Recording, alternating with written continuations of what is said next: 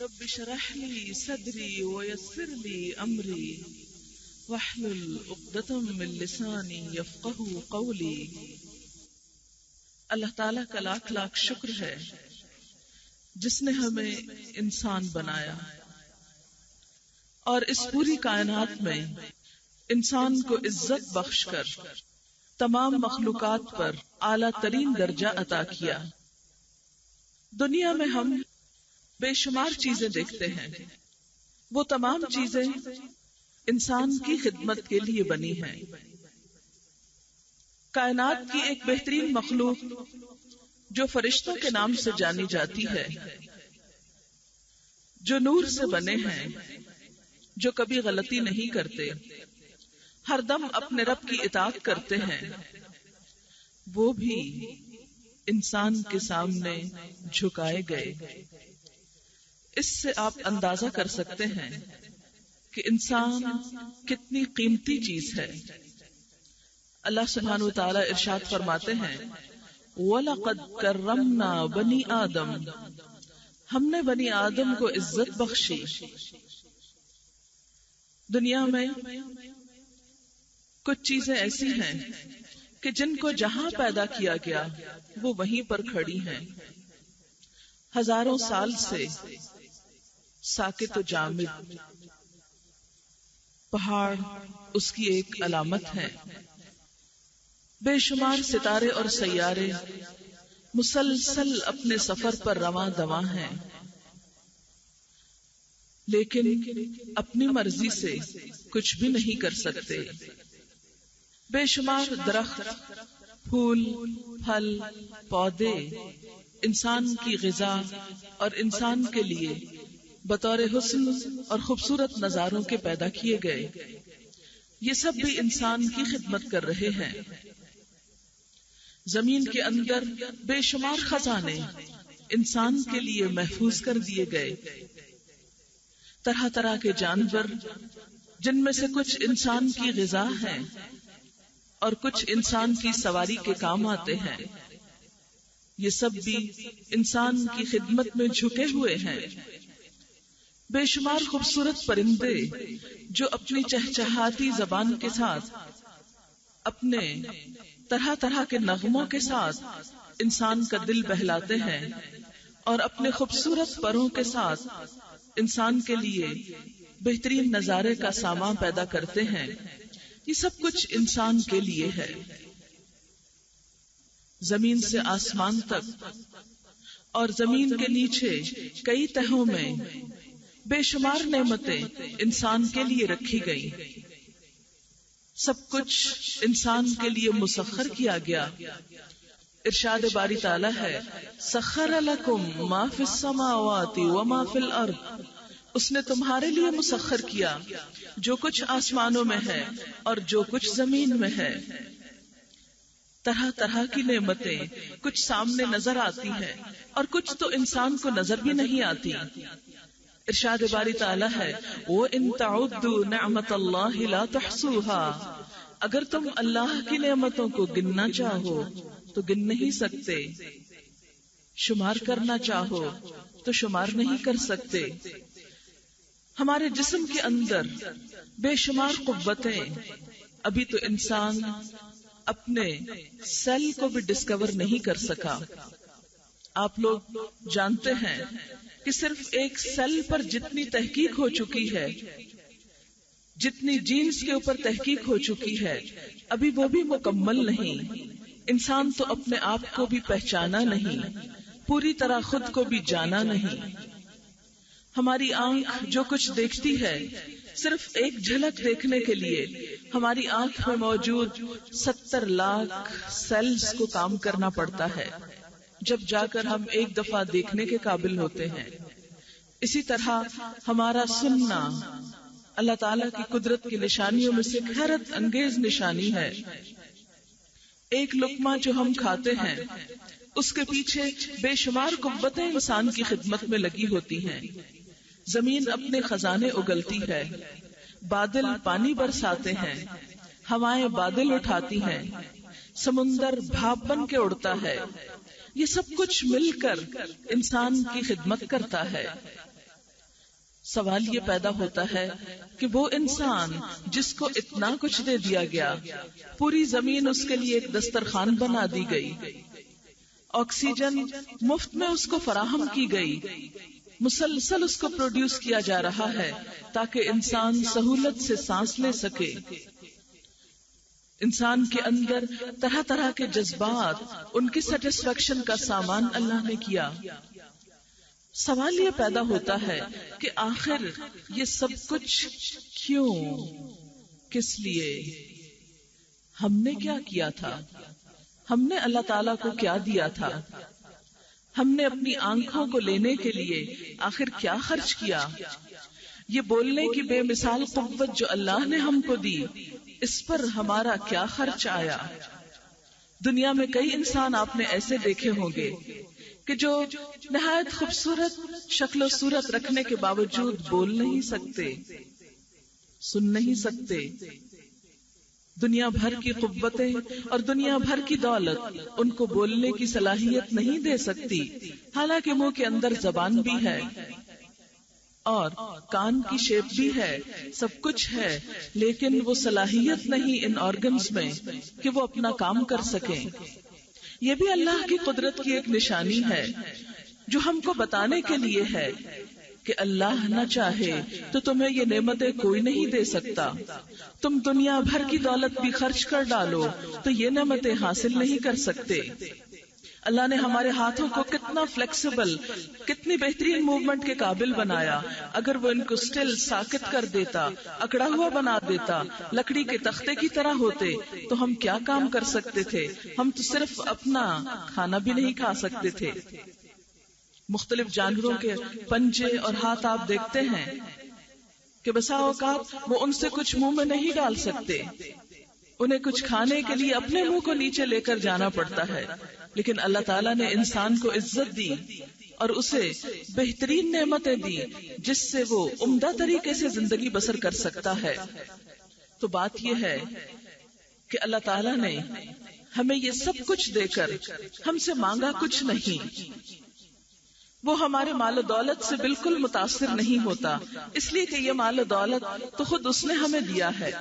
وہ ہماری شکل و صورت سے بھی متاثر نہیں ہوتا کہ کوئی شخص کتنا خوبصورت اور کتنا سمارٹ ہے، اس لیے کہ یہ سارا حسن تو اسی کی دین ہے۔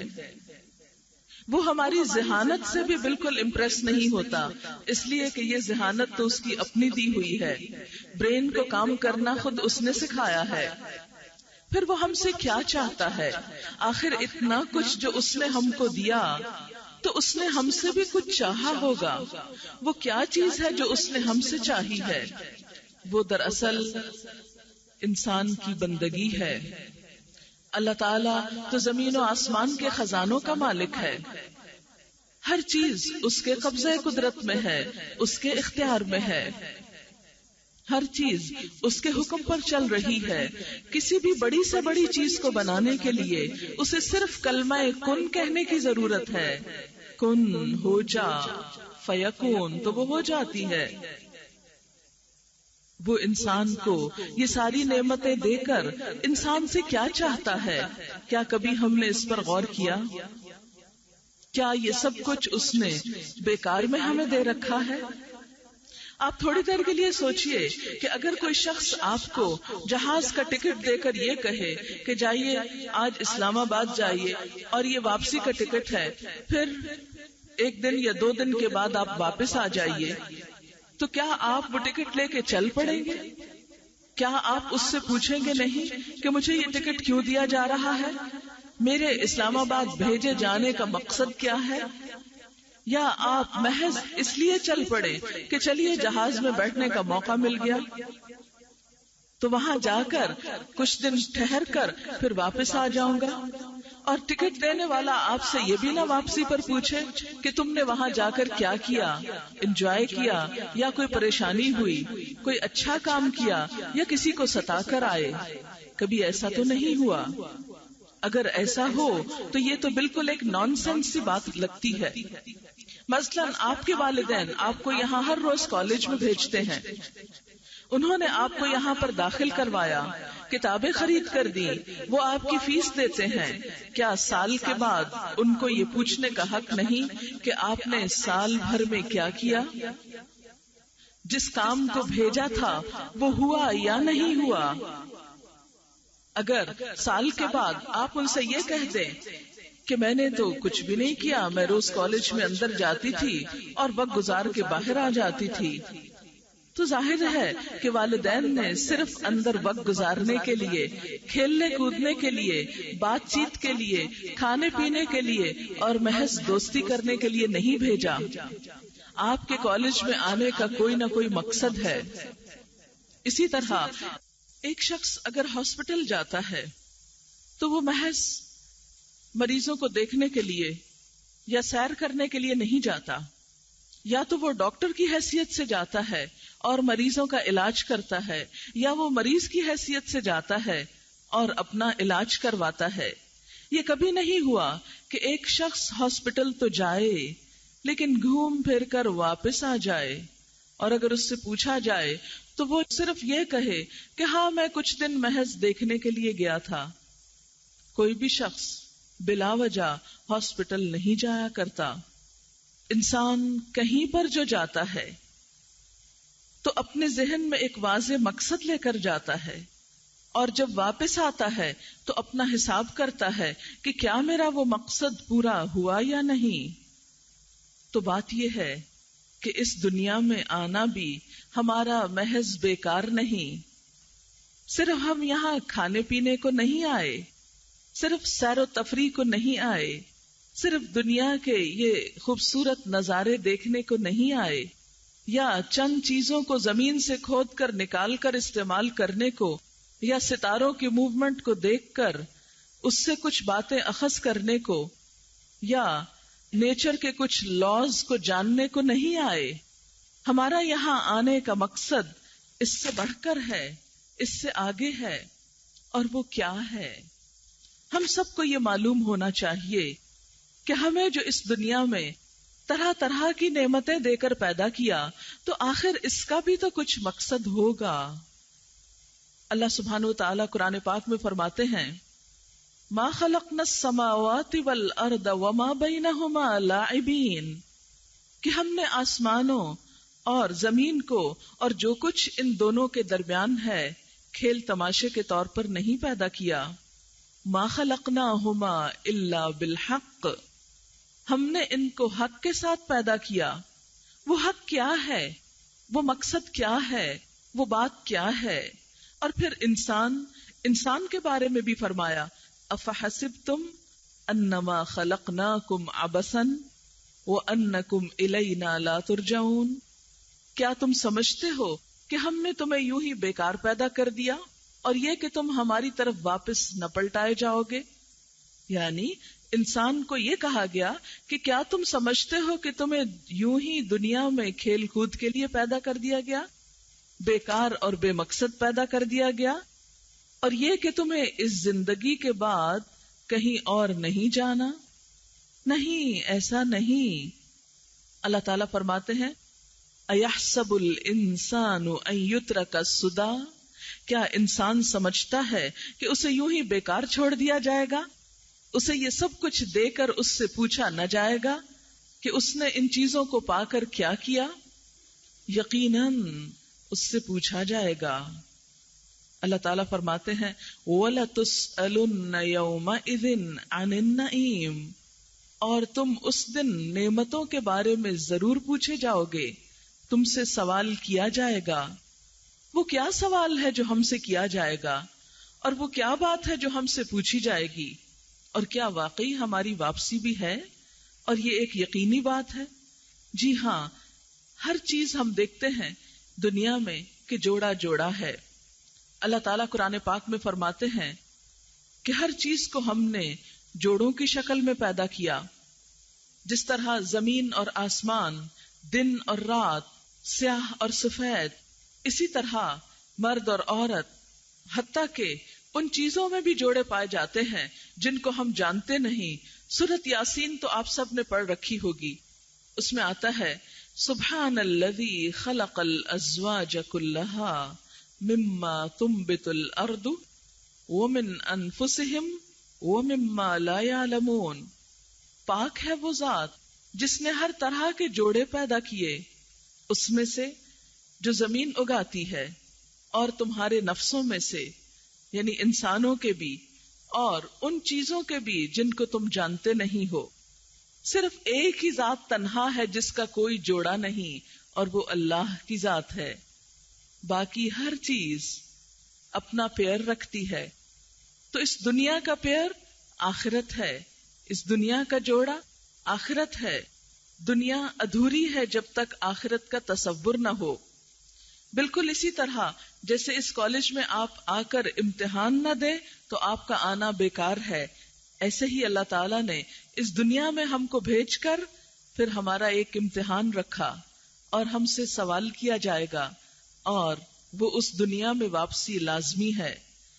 اللہ تعالیٰ نے انسان کے لیے ہر پیغمبر کے ذریعے بار بار یہ تعلیم بھیجی کہ دیکھو تمہیں بیکار بے مقصد نہیں بنایا گیا، تمہیں واپس آنا ہے، تم کو جواب دہی کرنی ہے، اپنے اعمال کے بارے میں بتانا ہے۔ تو وہ کون سے اعمال ہیں، وہ کون سے کام ہیں، وہ کیا چیز ہے جس کے بارے میں ہمیں جواب دینا ہے، اور وہ جواب کیا ہے؟ آئیے قرآن کی زبانی سنتے ہیں۔ سورۃ الملک 29ویں پارے کی ابتدا ہوتی ہے، تبارک الذی بیدہ الملک، بہت بابرکت ہے وہ جس کے ہاتھ میں کائنات کی بادشاہت ہے، وہو علی کل شیء قدیر، اور وہ ہر چیز پر پوری قدرت رکھتا ہے، طاقت رکھتا ہے۔ الذی خلق الموت والحیات، جس نے زندگی اور موت کو پیدا کیا۔ کیوں پیدا کیا؟ لیبلوکم، تاکہ وہ تم کو آزما کر دیکھے، تمہارا امتحان لے۔ کس بات کا امتحان؟ ایکم احسن عملا، کہ تم میں اچھے کام کرنے والا کون ہے۔ گویا ہم سب کا اس دنیا میں ایک امتحان لیا جا رہا ہے۔ اس دنیا میں ہم کو پیدا کر کے عقل والا، سننے والا، دیکھنے والا بنا کر، پھر اللہ تعالی طرح طرح کی نعمتیں ہم کو دے کر دیکھ یہ رہا ہے کہ میرا یہ بندہ اپنی عقل کو استعمال کرتے ہوئے پیغمبروں کی تعلیم کے مطابق زندگی بسر کرتا ہے یا نہیں، اس کا دنیا میں رہن سہن کیسا ہے۔ آپ کو معلوم ہے کہ انسان اس دنیا میں دراصل امتحان کے لیے ہے، جیسا کہ اسی آیت میں فرمایا گیا، لیبلوکم، تاکہ تمہارا امتحان لے، تم کو آزمائے۔ تو گویا ہم سب ایک امتحان میں ہیں، ہم سب کو دیکھا جا رہا ہے کہ ہم کیا کر رہے ہیں۔ کیا امتحان؟ ایکم احسن عملا، کہ تم میں اچھے کام کون کرتا ہے۔ گویا ہم سب کے بارے میں اللہ تعالیٰ دیکھ رہے ہیں کہ ہمارے کام کیسے ہیں۔ کام کیا چیز ہوتی ہے؟ کام اسلام میں 3 چیزوں سے مل کر بنتا ہے۔ نمبر 1 انسان کی سوچ، جسے نیت کا نام دیا گیا۔ نمبر 2 انسان کا قول یا بول، اور نمبر 3 انسان کا فعل یا ایکشن، اس کا پرسنل ایکشن اور اس کا انٹریکشن دوسرے انسانوں کے ساتھ، جسے حقوق العباد کہا گیا۔ ہمارا امتحان ان 3 چیزوں میں ہے۔ نمبر 1 ہماری نیتیں کیسی ہیں، ہماری سوچ کیسی ہے، کیونکہ حدیث پاک میں آتا ہے انما الاعمال بالنیات، سارے اعمال کا دار و مدار نیت پر ہوتا ہے۔ جتنی اچھی نیت ہوگی اتنا ہی اچھا صلہ ملے گا، خواہ عمل کم بھی ہو لیکن سوچ اچھی ہو، انسان کا باطن اچھا ہو، انسان کے اندر حسن ہو، تو وہ انسان کے عمل کو کہیں زیادہ خوبصورت بنا دیتا ہے۔ بالکل ایسے ہی جیسے اچھی زمین، زرخیز زمین، اگر اس میں کوئی معمولی سا پودا بھی لگایا جائے تو وہ خوب پھلتا پھولتا ہے، لیکن ایک بنجر زمین میں اعلیٰ سے اعلیٰ بیج بھی ڈالا جائے تو کوئی بہت عمدہ پیداوار نہیں ہوتی۔ بالکل اسی طرح جن لوگوں کے دل اچھے ہوتے ہیں، جن کی نیتیں اچھی ہوتی ہیں، جن کی سوچ خوبصورت ہوتی ہے، جو اعلیٰ ظرف ہوتے ہیں، ان کے تھوڑے تھوڑے عمل بھی، چھوٹے چھوٹے کام بھی اللہ کی نظر میں بہت پسندیدہ ہو جاتے ہیں۔ اچھی سوچ کے بعد انسان کے لیے دوسرا امتحان اس کی گفتگو میں ہے، اس کی بات میں ہے. لہذا انسان کے دائیں بائیں 2 فرشتے ہر وقت بیٹھے اس کے ایک ایک لفظ کو لکھ رہے ہیں. قرآن پاک میں آتا ہے وَإِن كُلُّ نَفْسٍ لَمَّا عَلَيْهَا حَافِظٌ، کوئی شخص ایسا نہیں جس پر کوئی نگران موجود نہ ہو. ایک اور جگہ پر فرمایا وَإِنَّ عَلَيْكُمْ لَحَافِظِينَ كِرَامًا كَاتِبِينَ، یقیناً تم پر حفاظت کرنے والے ہیں معزز کاتب، عزت والے فرشتے جو انسان کی ہر بات کو لکھ رہے ہیں. سورۃ قاف میں فرمایا کہ ما یلفظ من قول الا لدیہ رقیب عتید، کوئی لفظ جو انسان کی زبان سے نکلتا ہے تو ایک حاضر باش نگران فوراً اس کو لکھ لیتا ہے. ہم چھپ کر بات کریں، ہم مجلس میں بات کریں، ہم ساری دنیا کے سامنے بولیں، ہم کچھ بھی بولیں، اچھا بولیں یا برا بولیں یا کسی بھی زبان میں بولیں، یہ فرشتے ہر چیز لکھتے چلے جا رہے ہیں. قیامت کے دن انسان کا نامہ اعمال اس کے سامنے رکھ دیا جائے گا. سورۃ بنی اسرائیل میں آتا ہے اللہ تعالیٰ فرمائیں گے اقرأ کتابک، اپنی کتاب خود پڑھو. اقرأ کتابک کفا بنفسک اليوم علیک حسیبا، آج اپنا حساب کرنے کے لیے تم خود ہی کافی ہو. تم اپنی ججمنٹ خود ہی کر سکتے ہو کہ کیسی باتیں کرتے رہے ہو. کیوں؟ اس لیے کہ ہر انسان کو خود پتا ہوتا ہے کہ وہ کیا کر رہا ہے. جھوٹ جب کوئی شخص بولتا ہے تو کسی اور کو پتا چلے یا نہ چلے، سب سے پہلی ججمنٹ انسان کے اپنے دل سے، ضمیر سے اٹھتی ہے کہ میں اس وقت درست بات نہیں کر رہا. اسی طرح انسان کسی کی بیک بائٹنگ کرتا ہے، کسی کے بارے میں سازشیں کرتا ہے، کسی کے لیے برے لفظ استعمال کرتا ہے، کسی کو گالی دیتا ہے. یہ سب کچھ انسان کو خود بھی پتا ہے کہ وہ کیا بول رہا ہے.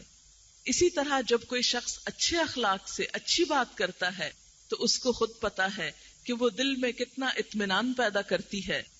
حدیث پاک میں ہے الکلمۃ الطیبۃ صدقۃ، اچھی بات صدقہ ہے. صدقہ صرف مال کا نہیں ہوتا، اچھی گفتگو کا بھی ہوتا ہے.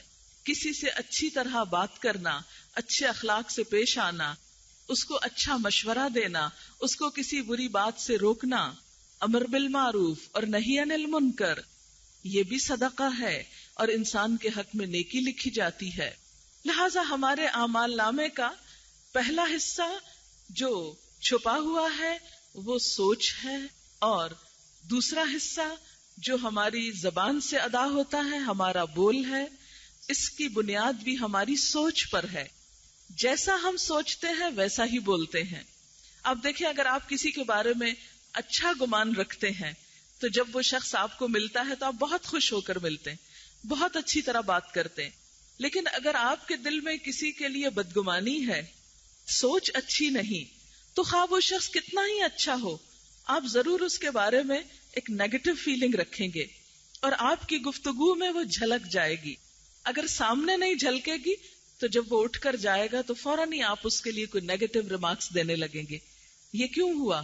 یہ نیگیٹو بات کیوں منہ سے نکلی؟ اس لیے کہ دل میں فیلنگ نیگیٹو تھی.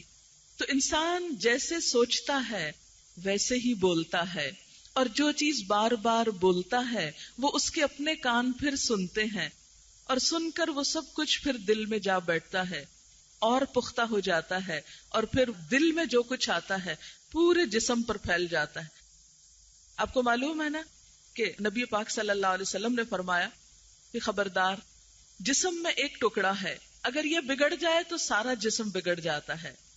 اذا فسدت فسد الجسد کلہ واذا صلحت صلح الجسد کلہ، اگر یہ بگڑ گیا سب کچھ بگڑ گیا، یہ اچھا ہو گیا سب کچھ اچھا ہو گیا. لہذا جب ہمارے دل میں خیالات اچھے ہوں گے تو ہمارے اعمال بھی اچھے ہوں گے، اور اگر دل کے خیالات برے ہوں گے تو خود بخود عمل بھی برا ہوتا چلا جائے گا. ویسے بھی آپ کو معلوم ہے کہ ہارٹ ہی سارے جسم میں خون کی سپلائی کرتا ہے، اور جہاں خون نہیں جسم میں، وہ تو جسم ویسے ہی مردہ ہو جاتا ہے، شل ہو جاتا ہے. بلڈ سرکولیشن کے نہ ہونے کی وجہ سے ہم کچھ بھی کرنے کے قابل نہیں رہتے. اس لیے آپ دیکھیں کہ جیسا ہم سوچیں گے ویسا بولیں گے، جو کچھ بولیں گے وہی ہمارا عمل ہوگا، ویسا ہی ری ایکشن ہوگا. اور کچھ عمل ہمارے ذاتی ہوتے ہیں، ان میں بھی کچھ اچھے کچھ برے. ان ذاتی اعمال میں کچھ عبادتیں ہوتی ہیں، جس طرح اللہ کا ذکر ہے، جس طرح اللہ کی عبادت میں نماز ہے، حج ہے، اسی طرح روزہ ہے کہ انسان اپنے نفس کو کھانے پینے اور بری چیزوں سے روک کر رکھتا ہے، اسی طرح زکوٰۃ ہے کہ اپنے پرسنل مال میں سے وہ کچھ اللہ کی خوشی کے لیے مقرر اماؤنٹ خرچ کرتا ہے. یہ سب انسان کے اپنے پرسنل عمل ہیں. لیکن عمل کا دوسرا اہم ترین حصہ معاملات کا ہے. معاملہ، ایک دوسرے کے ساتھ عمل کرنا، انٹریکشن، یہ حقوق العباد ہیں. انسان کا پرسنل عمل اگر کچھ کم بیش بھی ہو گیا تو معافی ہو سکتی ہے، لیکن اگر انسانوں سے تعلقات خراب ہو گئے تو جب تک انسان معاف نہیں کریں گے اللہ تعالیٰ معاف نہیں کریں گے. آج ہم سب کی مشکل یہ ہے کہ ہمارے انسانی تعلقات بگڑ چکے ہیں. انسان کا دشمن بنتا جا رہا ہے. شوہر بیوی کے درمیان دیکھیے، والدین اولاد کے درمیان دیکھیے، بہن بھائیوں کے درمیان دیکھیے، کلیگز کے درمیان دیکھیے، اکٹھے رہنے والوں کے درمیان دیکھیے، ہر جگہ کچھ نہ کچھ تلخیاں، کچھ نہ کچھ نیگیٹو فیلنگز، کچھ نہ کچھ ایک دوسرے کے لیے غلط رویے، یہ ہمارے معاشرے میں بہت عام ہوتے چلے جا رہے ہیں. ہماری آبادی کا ایک بہت بڑا حصہ ان پڑھ ہے، وہ جانتے ہی نہیں، وہ علم سے محروم ہیں. آلموسٹ 70% ہماری آبادی کا حصہ، آدھے سے بھی زیادہ علم سے محروم. ان کو تو اچھائی برائی کے پیمانے بھی زیادہ معلوم نہیں. وہاں کس قدر آپس میں جھگڑے، فساد اور ایک دوسرے کے ساتھ برا سلوک ہے، تو ان اندھیروں کا تو ہم اندازہ کر ہی سکتے ہیں. لیکن افسوس کہ بسا اوقات ہمارے پڑھے لکھے طبقے میں بھی بعض اوقات ایسی چیزیں پائی جاتی ہیں جو ہمارے تعلقات کی خرابی کا سبب بنتی ہیں. آپ دیکھیے کہ نبی صلی اللہ علیہ وسلم دنیا میں کیوں تشریف لائے. آپ نے فرمایا میں اس لیے آیا ہوں کہ اچھے اخلاق کو مکمل کر دوں. انما بعثت لاتمم مکارم الاخلاق. یہی وجہ ہے کہ آپ صلی اللہ علیہ وسلم کا چہرہ ہر وقت مسکراتا ہوتا. آپ کی زبان سے کبھی کسی نے گالی نہیں سنی، آپ نے کبھی کسی کو تانا نہیں دیا، آپ کی زبان سے کبھی شدید غصے میں بھی ناحق لفظ نہیں نکلا. لیکن آج ہم آپ ہی کی امت ہیں، آپ ہی کے دین کی بات کرتے ہیں، لیکن ہمارے اندر یہ اخلاق کیوں نہیں رہا؟ ہم اچھی طرح ایک دوسرے سے بات کیوں نہیں کر سکتے؟ آپ صلی اللہ علیہ وسلم نے فرمایا کہ خدا کی قسم تم اس وقت تک جنت میں نہیں جا سکتے جب تک مومن نہ ہو. تم مومن نہیں بن سکتے جب تک کہ تم آپس میں محبت نہ کرو. 3 چیزیں، جنت نہیں جب تک ایمان نہ ہو، ایمان نہیں جب تک آپس کی محبت نہ ہو. ہمارے ہاں ایمان کی ڈیفینیشن بس وہ لگی بندھی رٹی رٹائی کیا ہے، آمنت باللہ و ملائکتہ و کتبہ و رسلہ والیوم الآخر، ایمان مفصل اور مجمل، بس یہی ہم اسلامیات کی کتابوں میں رٹ لیتے ہیں. لیکن اس سے آگے بڑھ کر ایمان کے تقاضے کیا ہیں، ایمان کا دائرہ کار کیا ہے، وہ ہم کبھی نہیں سوچتے. لیکن آپ صلی اللہ علیہ وسلم نے ایمان کا تعلق اخلاق سے بھی بتایا. کوئی خطبہ کم ہی ہوتا کہ جس میں آپ یہ نہ فرماتے کہ لا ایمان لمن لا امانت لہ ولا دین لمن لا عہد لہ. اس شخص کا تو ایمان ہی نہیں جس کے اندر امانت نہیں، اس شخص کا تو دین ہی نہیں جس کے اندر وعدے کی پابندی نہیں. آپ خود سوچئے، یہ تو منافق کی صفات ہوتی ہیں. لیکن آج کتنے افسوس سے یہ بات کہنی پڑتی ہے کہ ہم مسلمان ہوتے ہوئے ان اعلیٰ اخلاقی اقدار سے محروم ہو گئے. ہمارے لیے ترقی کی راہ اور آگے بڑھنے کی راہ اسی میں ہے کہ ہم سب سے پہلے اپنے اخلاق کو سنواریں. اور اخلاق اسی وقت سنور سکتا ہے جب ایمان مضبوط ہو، کیونکہ ایمان بیج ہے اور اخلاق پھول ہیں. اس وقت میرے سامنے یہ جو پھول رکھے ہوئے ہیں یہ اسی شکل میں نہیں زمین میں لگا تھا اور اس پودے کے نیچے زمین کے اندر ایک بیج تھا. بالکل ہماری زندگی میں اخلاق پھولوں کی طرح ہے جو اپنی ایک خوشبو رکھتا ہے، اپنا ایک حسن رکھتا ہے. یہ حسن اور یہ پھول صرف ٹیمپریریلی آرٹیفیشل طریقے سے اوپر نہیں لگائے جا سکتے. اس کا ڈیپ روٹڈ ہونا ضروری ہے، اور وہ کیا ہے کہ ہمارے دلوں کے اندر اللہ کی محبت ہو. جب اللہ کی محبت آئے گی تو اس کی مخلوق کی محبت بھی آئے گی، اور جب اس کی مخلوق کی محبت ہوگی تو ان سے اخلاق بھی ہمارا اچھا ہوگا. جب اخلاق اچھا ہوگا تو ایمان مکمل ہو جائے گا. یہ پورا ایک سرکل ہے جو بیچ میں سے کہیں سے نہیں ٹوٹتا.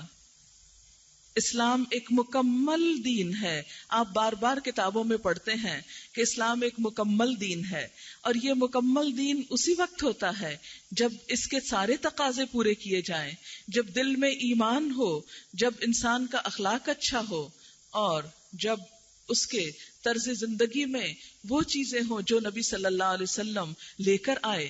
ہم سب سے کہا گیا کہ آپ صلی اللہ علیہ وسلم تم سب کے لیے خوبصورت نمونہ ہیں، کہ لقد کان لکم فی رسول اللہ اسوۃ حسنہ.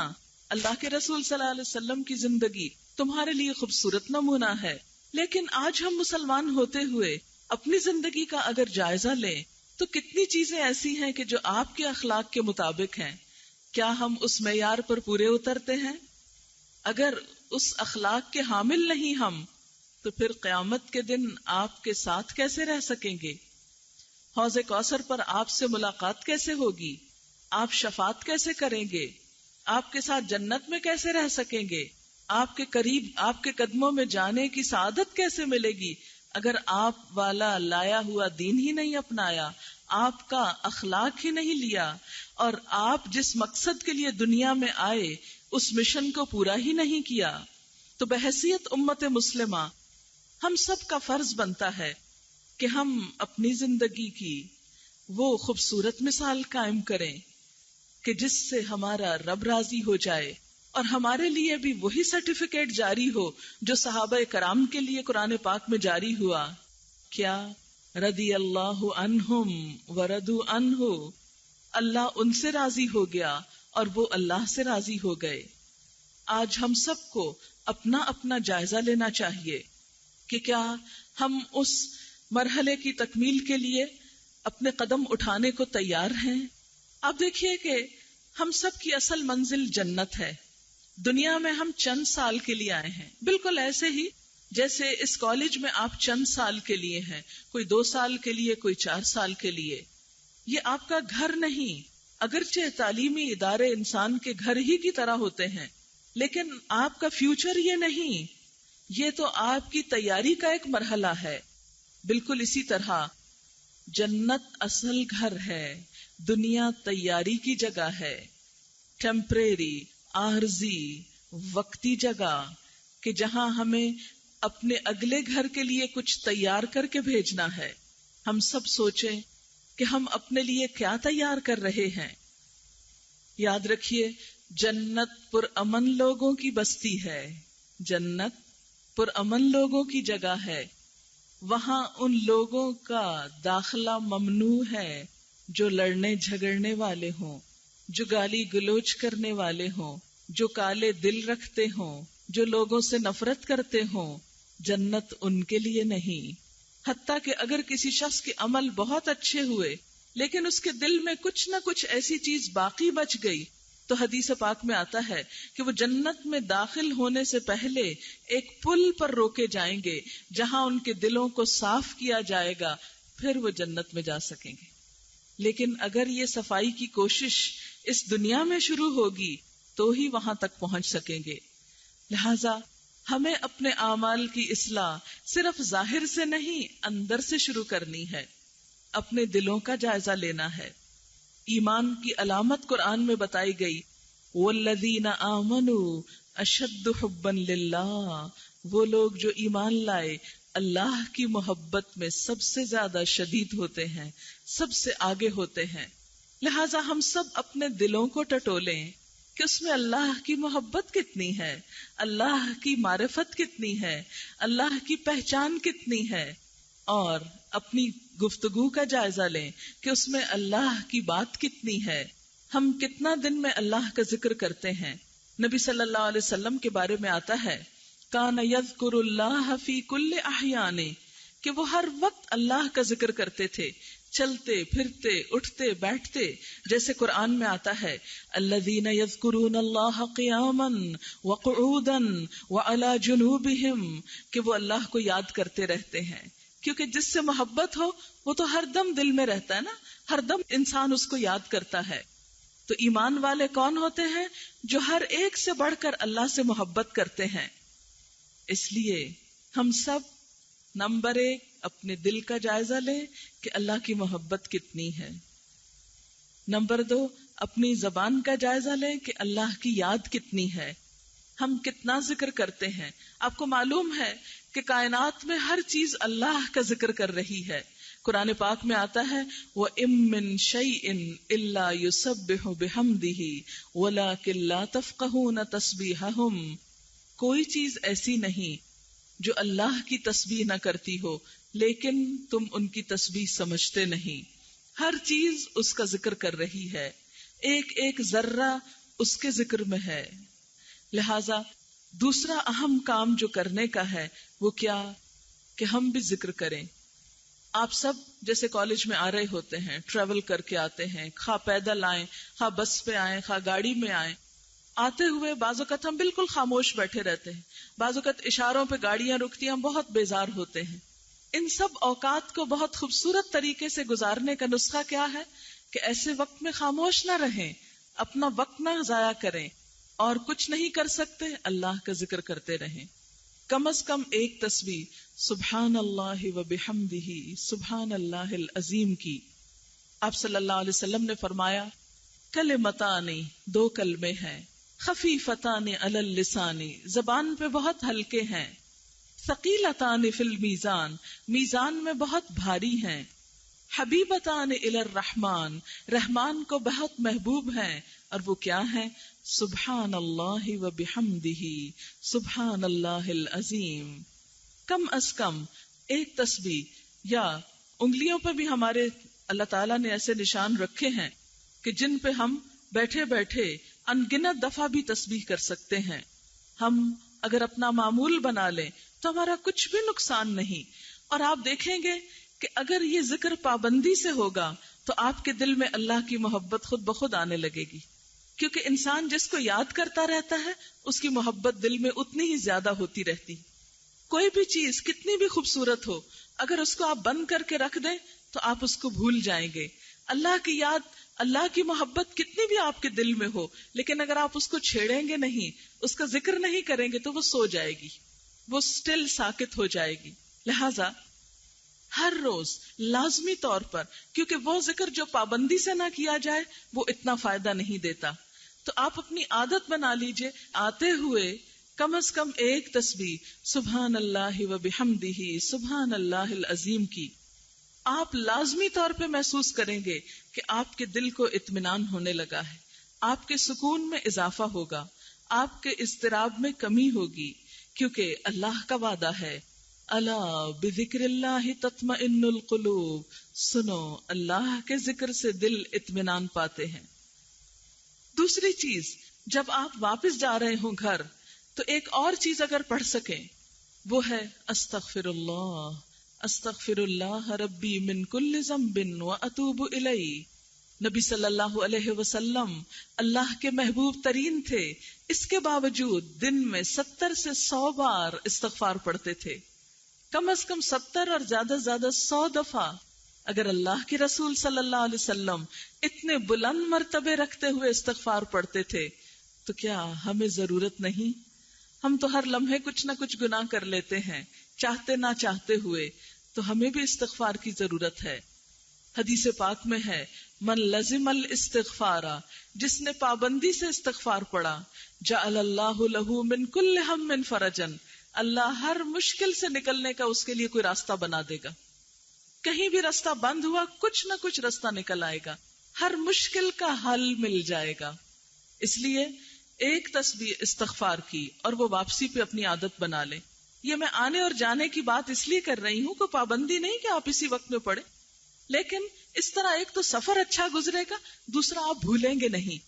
اگر کسی اور ٹائم پر رکھیں گے تو آپ کو یاد ہی نہیں رہے گا، اگر نماز کے بعد رکھیں گے تو نماز میں اتنا وقت لگ جاتا ہے کہ اس کے بعد اگر تسبیحاں کرنی شروع کر دے تو اور زیادہ وقت لگ جائے گا۔ اس لیے ایک تسبیح آتے میں، ایک جاتے میں، اور اس کے علاوہ آپ بیٹھے کچھ بھی کر رہے ہیں، آپ اپنے زبان سے کبھی درود شریف پڑھیے صلی اللہ علیہ وسلم یا اللہم صلی علی محمد، یہ چھوٹے سے چھوٹا درود ہے۔ ایک دفعہ درود پڑھنے سے 10 رحمتیں آتی ہیں، تو انسان اللہ کی رحمتوں کے سائے میں رہتا ہے اگر اس کی زبان درود شریف کے ساتھ ذکر میں مشغول رہتی ہے۔ اسی طرح اگر کبھی پریشانی ہو تو لا الہ الا انت سبحانک انی کنت من الظالمین، یا حی یا قیوم برحمتک استغیث، اور اسی طرح دیگر مسنون اذکار آپ کر سکتے ہیں۔ تو پہلی چیز دل میں اللہ کی محبت، اور اس کو لانے کا طریقہ کیا ہے؟ اللہ کا ذکر۔ اور تیسری چیز جو عمل کو بہتر بنانے کے لیے ہے وہ کیا ہے؟ اللہ کی کتاب قرآن۔ زندگی میں ہم کتنی کتابیں پڑھ ڈالتے ہیں، اس دنیا سے جانے سے پہلے کم از کم ایک بار اللہ کی کتاب کو ضرور پڑھ لیجئے، دیکھیں تو صحیح اس نے کیا بھیجا۔ کیا جب ہم اللہ کے سامنے جا کر قیامت کے دن کھڑے ہوں گے، ہم سب کا یقین ہے نا، ایمان ہے نا کہ ہمیں کھڑے ہونا ہے، ہم سب کو واپس جانا ہے، کوئی بھی ہمیشہ یہاں نہیں رہتا، خواہ کوئی نبی ہو، پیغمبر ہو، ولی ہو، بزرگان دین ہو، کوئی عام انسان ہو، سب کو واپس جانا ہے۔ ہر ایک اپنے لمیٹڈ پیریڈ کے لیے دنیا میں آیا اور واپس جا کر اپنے اللہ کے حضور کھڑے ہونا ہے۔ اگر اس نے پوچھا کہ بتاؤ جو کتاب میں نے بھیجی تھی اس کا کیا کیا تھا، یہ اللہ کا کلام ہے جو ہمارے اور اللہ کے درمیان کمیونیکیشن کا ذریعہ ہے، تو ہم کیا جواب دیں گے؟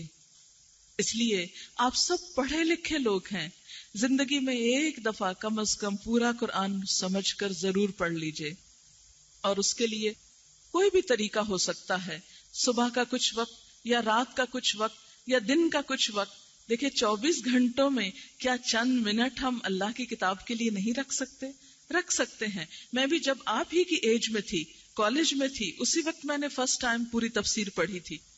میں ہر روز کالج سے واپس جانے کے بعد، کالج کا پڑھنے کے بعد کم از کم آدھا گھنٹہ ضرور تفسیر پڑھتی، اور اس تفسیر کے پڑھنے کا اتنا فائدہ ہوا کہ اللہ کی بہت محبت دل میں آئی۔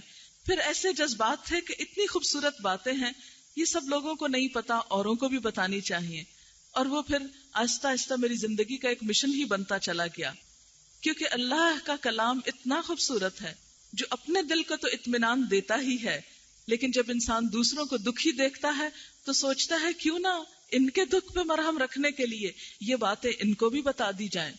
جیسے ابھی میں نے کہا کہ ہمارا امتحان گفتگو کا بھی ہے، تو جب انسان اللہ کی بات پڑھتا ہے تو اللہ کی بات ہی گفتگو میں خود بخود شامل ہو جاتی۔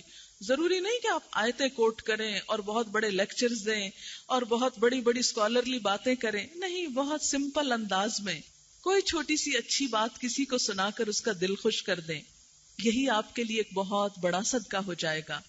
اسی طرح اپنے معمولات میں مال کا صدقہ بھی کچھ نہ کچھ ضرور کیا کریں، تھوڑا بہت، چاہے کوئی کھانے کی چیز ہو، کیونکہ ہر شخص کے اوپر صدقہ واجب ہے۔ ذکر بھی اگرچہ صدقے کی جگہ لیتا ہے، لیکن صدقہ بلاؤں کو ٹالتا ہے، آفات کو دور کرتا ہے، دل میں نرمی پیدا کرتا ہے۔ آپ صلی اللہ علیہ وسلم کے پاس ایک شخص آیا، کہنے لگا یا رسول اللہ صلی اللہ علیہ وسلم، میرا دل بڑا سخت ہے، مجھے بتائیے کہ میں کیا کروں؟ آپ نے فرمایا یتیم کے سر پہ ہاتھ رکھو، یتیم کے سر پہ ہاتھ رکھو، اور مسکین کے ساتھ بیٹھ کے کھانا کھاؤ۔ مسکین کے ساتھ بیٹھنا، کسی مسکین کو کھانا کھلانا، یہ ایسی چیزیں ہیں جو انسان کا دل نرم کرتی ہیں۔ ہمارے آس پاس ضرور ایسے ضرورت مند لوگ موجود ہوتے ہیں کہ جن کے سینوں میں ہمارا جیسا دل ہے، جن کی خواہشات ہیں، جن کی حسرتیں ہیں، جن کا پیٹ بھوکا ہے، اور جو علم سے محروم ہیں، جو لباس سے محروم ہیں۔ کیا ہم اپنی زائد از ضرورت چیزیں ان کے استعمال میں نہیں دے سکتے؟ دے سکتے ہیں، تھوڑی سی توجہ کی ضرورت ہے۔